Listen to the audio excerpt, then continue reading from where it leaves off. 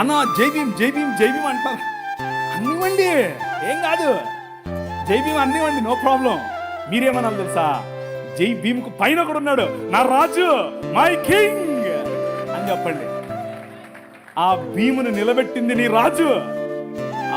Doctor Babasaheb Ambedkar గారు Columbia యూనివర్సిటీకి వెళ్ళినప్పుడు బైబిల్ స్టడీస్ అటెండ్ అయ్యేవారు. రూతు పుస్తకానికి ఆయన వ్యాఖ్యానం రాశారు. He was a practising Christian. ఆయన ప్రాక్టీసింగ్ క్రిస్టియన్ అండి బాబు. ఆయన ఒకరోజు 3 లక్షల మందితో కలిసి నేను బాప్తిజం తీసుకుంటాను అని చెప్పి ముందుకు వచ్చి ఫోన్ మన మెథడిస్ట్ సంఘంలో ఉన్నటువంటి బిషప్ గారికి చెప్తే, బిషప్ గారు దానికి కావలసినటువంటి పనులన్నీ వసతులన్నీ ఏర్పాటు చేసుకునే క్రమంలో నెహ్రూ గారు ఫోన్ చేశారు.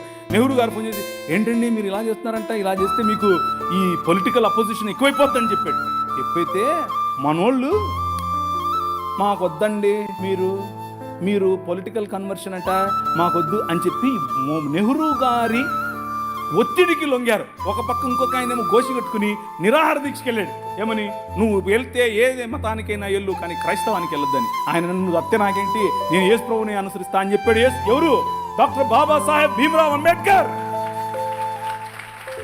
ఇది నేను కొత్తగా చెప్పేది కాదు, ఇది హిస్టరీ.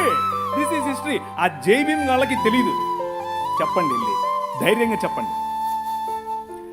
ఆయన మనము కాదంటే, మనము చీత్కరిస్తే మేము మిమ్మల్ని ఆహ్వానించము అని చెబితే ఆయన అన్నాడు, నువ్వు నన్ను ఆహ్వానించేదే, నేనే కొత్త మతం పెడతానని చెప్పి బౌద్ధంలోకి వెళ్ళి బౌద్ధంలో కొత్త మతం స్థాపించాడు. ఆ మతం ఏంటనుకుంటున్నారు? క్రైస్తవమే.